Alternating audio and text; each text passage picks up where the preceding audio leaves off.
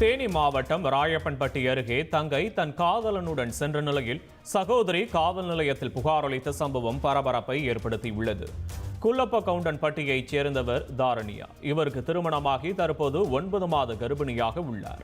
இவரது சொந்த தங்கையான சரண்யாதான் அருகில் இருந்து கவனித்து வந்தார். இந்த நிலையில் அல்லி நகரத்தைச் சேர்ந்த விக்கிராஜ் என்பவரை சரண்யா காதலித்து வந்துள்ளார். சம்பவத்தன்று சரண்யா விக்கிராஜுடன் வீட்டை விட்டு வெளியேறியதாக கூறப்படுகிறது. இதனால் ஆத்திரமடைந்த தாரணியா இருவரையும் தடுத்துள்ளார்.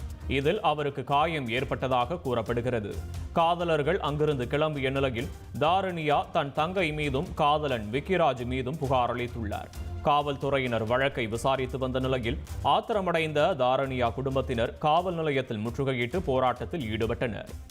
சிவகங்கையில் இளைஞர் கொலை செய்யப்பட்ட வழக்கில் 2 கைது செய்யப்பட்ட நிலையில் 2வது நாளாக உறவினர்கள் சடலத்தை வாங்க மறுத்து போராட்டம் நடத்தினர். தமராக்கி கிராமத்தைச் சேர்ந்த மனோஜ் பிரபு என்பவர் பைக்கில் சென்றபோது அதே பகுதியைச் சேர்ந்த அபிமன்யு என்பவர் காரை ஏற்றி கொலை செய்ததாக கூறப்படுகிறது.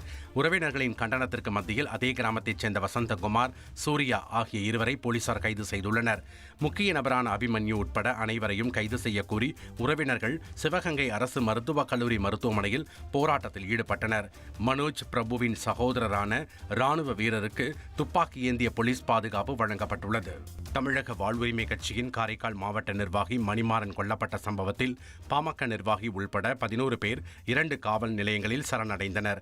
கடந்த 2021ஆம் ஆண்டு பாமக காரைக்கால் மாவட்ட செயலாளர் தேவமணி கொலை செய்யப்பட்ட சம்பவத்தில் மணிமாறனுக்கு தொடர்பு இருப்பதாக கூறப்படுகிறது.